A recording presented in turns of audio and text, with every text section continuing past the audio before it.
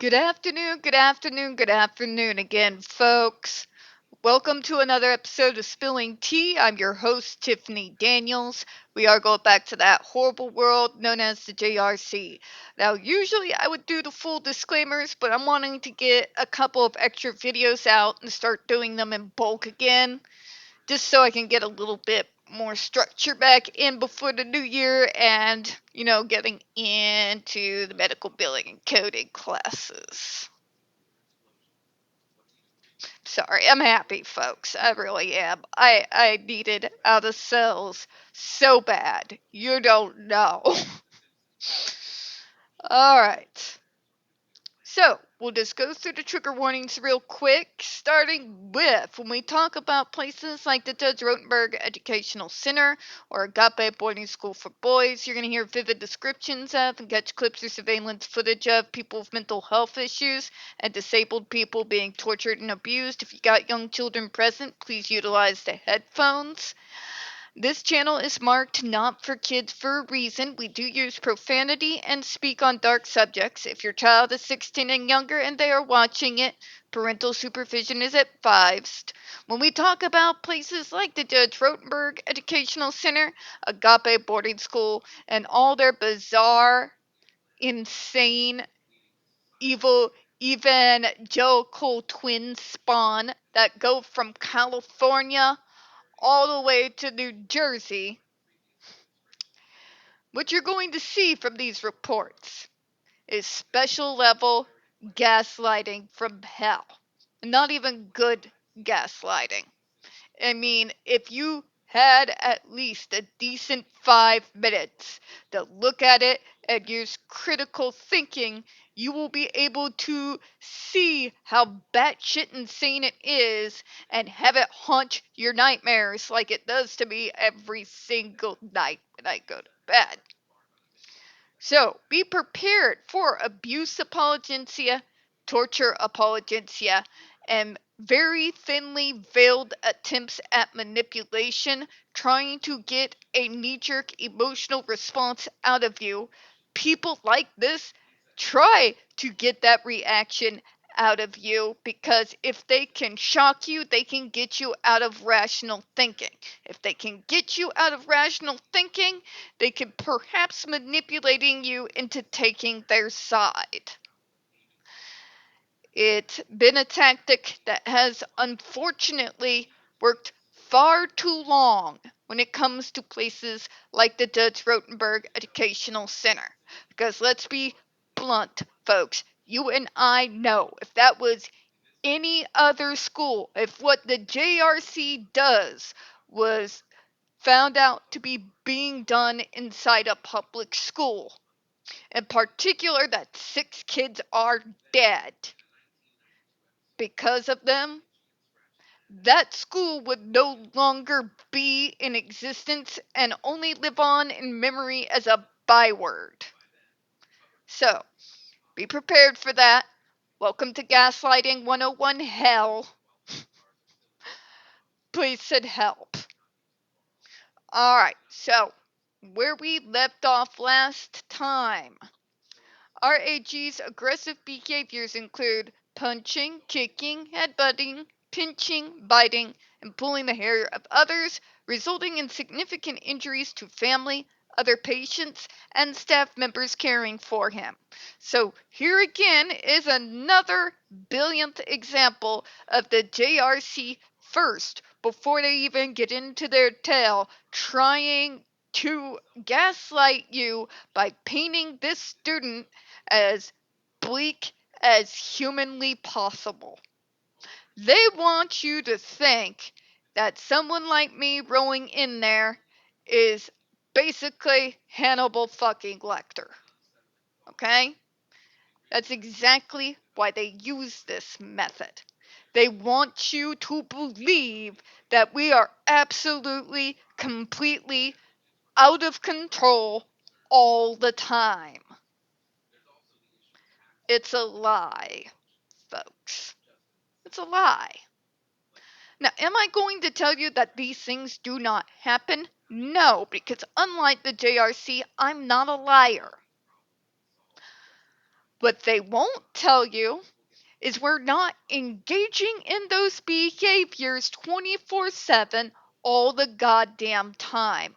They leave a whole fuck ton of context out of the conversation here and dismiss it as something that doesn't even matter, when it very much does, especially considering we are talking about them trying to get you to select the punishment model of treatment as opposed to the more logical, sane standard of care, which relies upon finding out what the triggers are and then working together to create a cohesive plan that a lot of times in a sane world can include, I'm just taking this from me myself, proper medication, a proper decent circle of support made up of individuals both within the family as well as out in the community that we all know each other very well and that we could trust.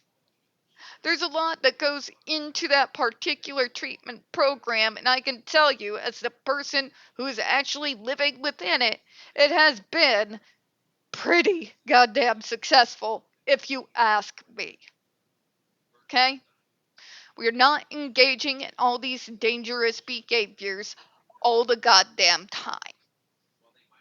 Nor do those behaviors, as disturbing as they are and can be, are not coming out of nowhere.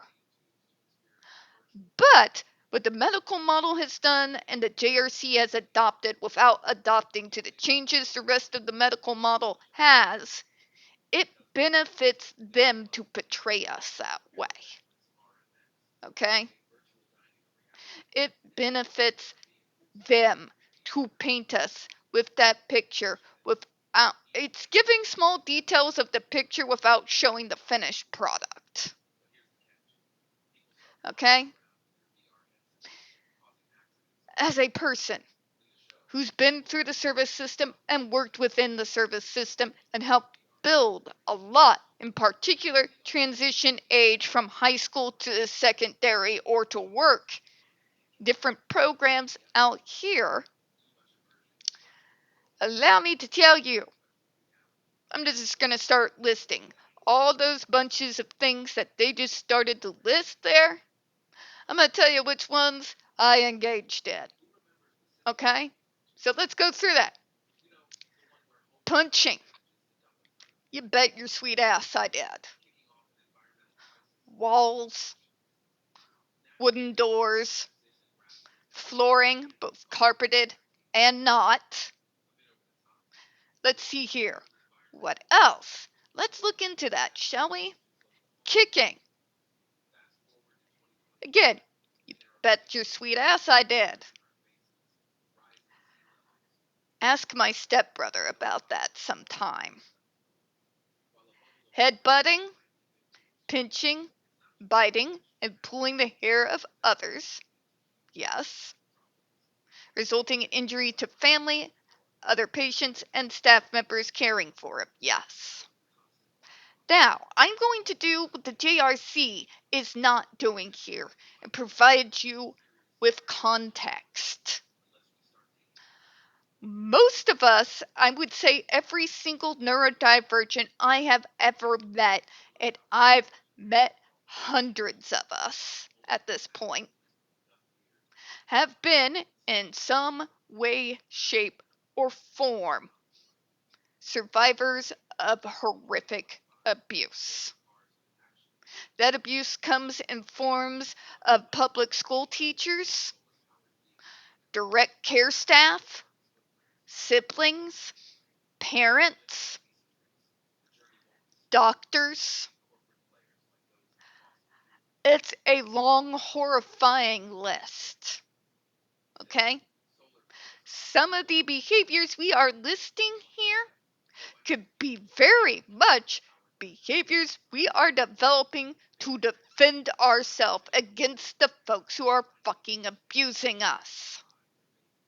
You want to know why I punch through walls, wooden doors and floors, because I was being horrifically abused by my stepbrother at the time. What would happen is I would have an autistic snap due to the abuse.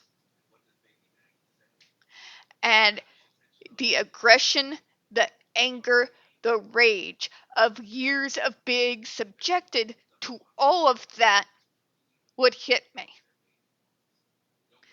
And that rage and that anger would explode. And I would try to hurt him back. Okay? Kicking. Same thing. I'm going to try to keep it clean here and just say that that boy got kicked multiple times by me in the jewels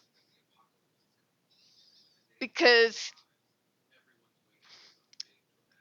he was trying to try things, folks. Okay? Headbutting, same reason. Pinching, biting, pulling of hair, yes, all of the above, as either self-defensive or violent aggression pouring out of me, coming from an autistic snap due to years of enduring that kind of treatment. Many of us we got anger issues, we've got major self-esteem issues, and yeah, it all comes from people doing these sort of things to us that I'm relating to you using my own story. Okay? I'm doing that so that you can comprehend and understand that these aren't bizarre behaviors that have no purpose or reason behind them. They don't happen in a vacuum. They're not coming out of nowhere. They are usually in response to some horrific fucking events. Now, is that the case all the time? No. But, granted, this is just coming from educated and also working in the field as well as being a part of the service system myself. 9 times out of 10, that's what those behaviors are coming from. It's triggers from some very dark, traumatizing shit. Which brings me back to my next point. If you look at it in that context, you understand a couple of things. One, these are very understandable reactions to being in that type of situation. Even neurotypicals under the same conditions snap and act the same. Let me say that again for the morons in the back. There are neurotypicals who have endured the very same situations and react in the very same way. Okay? That's why when we are throwing behaviors around like this, context and the full story matters. Because we aren't engaging in those types of behaviors all the time. They do come out when we feel threatened. I could tell you right now, if somebody came to my door and would start some shit, it'd be 0-60 and I would be having all those behaviors coming out of me as a defense mechanism. Fact. It'd be instinct. Okay? Context matters, JRC. That's why I always say finding out what's behind those triggers is what those who are really seeking to help you try to do. Because all those psychological issues can't be surpassed, can't be suppressed, forever. It's going to come to a head. And the only thing that masking does is exactly that. It is suppression. Not just of those behaviors that they are concerned with, but it's suppression of any kind of self-soothing techniques that makes neurotypicals, for some bizarre reason, uncomfortable. Even when it has nothing to do with them and we're not even interacting with them when we're doing them. Because, yeah, I'm going to bring that up. I don't care if you neurotypicals think it's weird. You all have some bizarre, weird relationship where you think that your opinions matter about strangers and relationships and people you've never met. Okay? You got no leg to stand on when it comes to weird behavior. I will die on that damn hill. Okay? Context matters. Behaviors communication. You can only suppress that level of suffering, pain, anger, and rage for so long. When the dam busts, that's when you are going to be most likely to see the behaviors that the JRC is listening to you right there while giving you absolutely zero context. Because it benefits them for you to think that not that anything is kind of pushing us to have those reactions. They want you to believe that because we're autistic, we're just automatically that way. That is the lie they are trying to sell to you. Okay? Which is why I am glad to not have only worked in the field, but I am neurodivergent and have engaged in a lot of the behaviors that they are listing here. The difference is I give you the full story. You can't just list off symptoms.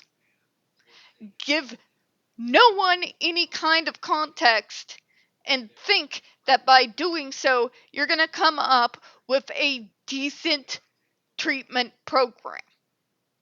Because you can't. You're just teaching us to suppress things and mask. Which a lot of times, folks, can be infinitely far more dangerous, not only to us, but everyone around us, than actually, I don't know, doing your goddamn jobs and helping us deal with the triggers instead of demonizing us and using our pain and suffering to line your fucking pockets. Can you tell I have a ship on my shoulder like the size of Texas when it comes to the JRC? And they're bullshit. This is what happens when you fight a singular, corrupt, evil school like this for over 20 years. You start looking like me.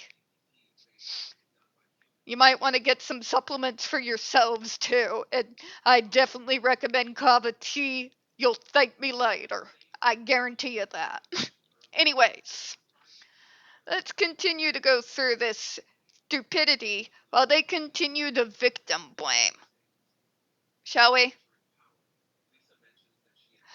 RAG also engages in self-injurious behavior, including, among other things, banging his head and repeatedly hitting his body with such force it has resulted and wrought them all I can't say that word, folks. I'm sorry. I'm not even going to attempt it. And again, this is another situation where they are listing symptoms, they're listing the behaviors and providing you with zero context. See, when you just list symptoms and use the punishment model, you're not actually doing anything to address the triggering events that is bringing on this behavior. You're victim blaming to justify your horrific torture and abuse on an extremely vulnerable population. That's all it is. At no point in time, JRC, and I've been reading your reports, your excuses, and batshit insanity for nearly 2 damn decades now, have I ever seen you at any point when you are writing shit like this ever give the reader any form of context in regards to the situation that's going on around the kid when these behaviors are happening? Not fucking once. You go to my medical history,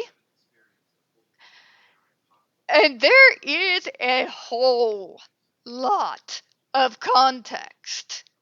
Detailed stories of shit that happened into the past, and what happens when something just goes slightly wrong that is familiar enough to provoke that kind of reaction to me is usually going to be coming from that past that I suppressed for so many damn years.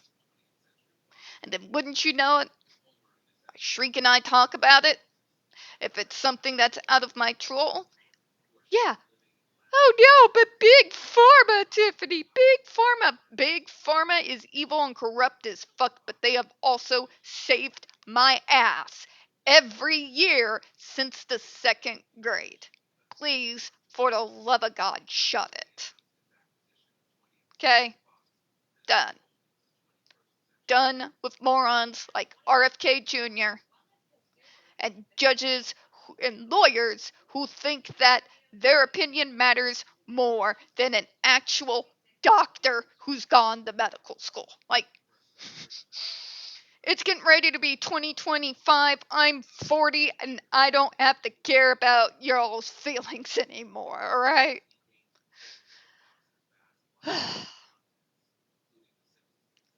So, when RAG is banging his head, what is the context in regards to what is the situation, what is going on around him when that happens? We don't know, because the JRC is not telling us. They're just using that particular behavior to demonize him so that you'll agree to their batshit insanity. Now ask me, because I've told you guys about the slamming my head into the floor repeatedly as hard as I could, or the hitting of my hairbrush full force, both arms and hands, bristles down until I bled. Let's get personal for a bit of a moment. You want to know where that came from? I can tell you. It was self-hatred. I blamed myself for the behaviors I couldn't control and for the abuse that I was receiving. It was self-hatred that unfortunately every so once in a while rears its very ugly head. Thankfully, not nearly as often as when that was all going on. So see, there was a trigger that had me doing things like that. Let's get further. And let's see here. Hitting his body with such force it's caused injuries. I These two, in particular, pinched my arms and dragged my nails down until I bled. Punched myself around the hips area, in the face, in particular the sides and in the jaw, as well as the forehead, as hard as I could. And again, where were these behaviors coming from? You guessed it. The same self-loathing and self-hatred that had me head-banging and causing myself to bleed with a hairbrush. Okay, but what about his violence towards others? Well, I'm glad you asked, Karen. My violence towards others was in particular when I was triggered into a fight or flight response. My aggressiveness towards others came out of me where I felt if I did not fight to get out by using any means necessary for me, I may not live to get myself out of the situation. That injury to other people, again, did not come out of nowhere. There was a trigger. Now, I cannot tell you that those reasons are going to be the exact same for RAG. I do not know his case. I don't have his medical information or history in front of me. And even if I did, I would try to be as vague as humanly possible because I actually respect the federal law through HIPAA, unlike the JRC. Okay? His situation may be entirely different, but my point remains the same. The JRC are kind of masterful when it comes to victim blaming. Tar and feathering us before we can even open our mouths to give people the full story. And the sad fact is that the media, both social and traditional, paint us into a corner. To the point that when we are finally able to open our mouths and speak on the situation,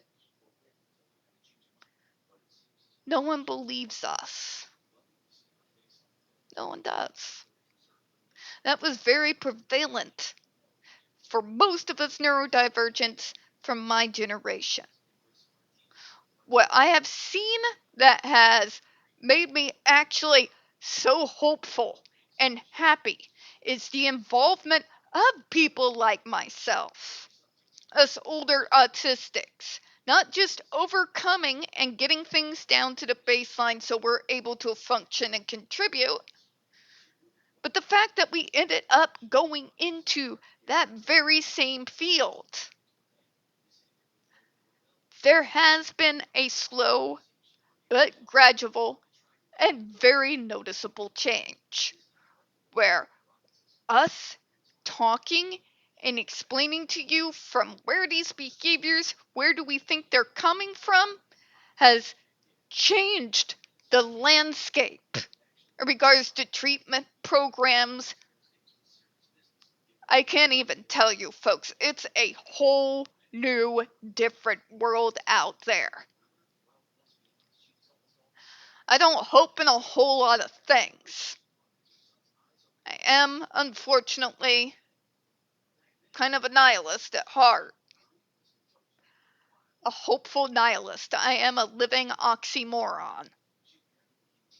Mainly because I believe if you don't see things how they actually are as opposed to how you want them to be, then you'll never know what is the things that need to be changed. We're seeing a shift. when it comes to treatment programs, residential and community-based. But that group of us who went into this type of work, whether you've done it professionally, whether you've gone in as kind of more of an advocate and a guide, the landscape has been changing. And that is what the JRC has been fighting against tooth and nail. For reasons that I've never been able to wrap my brain around or understand.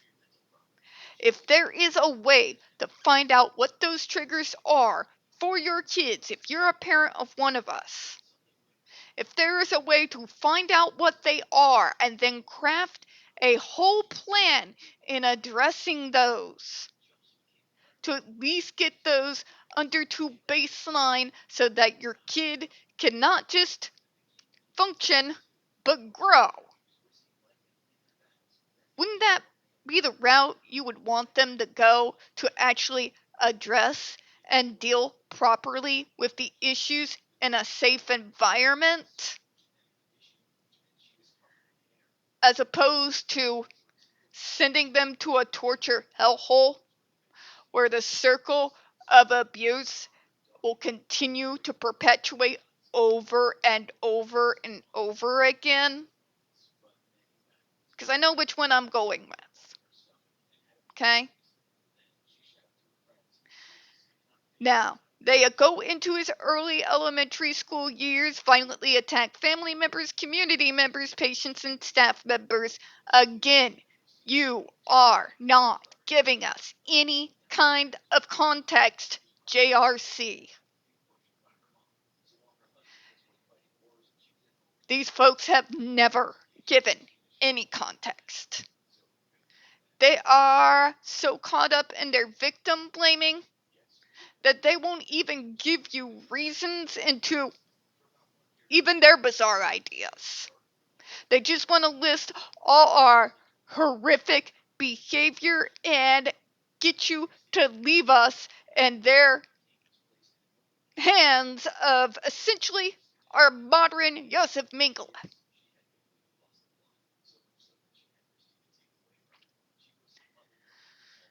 Context matters. The things that are behind those triggers matter. The ultimate way to help us grow and get better in our own way, because that looks different from each person, is to deal with the things that are causing the scary behavior. You're never going to get anywhere by just punishing the behavior and never, ever at any point in time addressing the triggers. You're just setting it up for the circle jerk of sadistic torture, masking, exhaustion, mask drops, behaviors come out, and around and around and around again, and there is no progression. There is no getting better. We're going to go ahead and close out on that one, folks. We don't get very many views on this channel. The few we do get do tend to get removed from time to time, so please, folks, don't forget to hit the like button, hit subscribe, don't forget to hit the comments. I appreciate your time this afternoon. Now, I must go forth. Please wish me luck. It is time to attack the bathroom. I gotta go quit, folks. I'll see you for one more video. Have a great one. Bye-bye, everyone.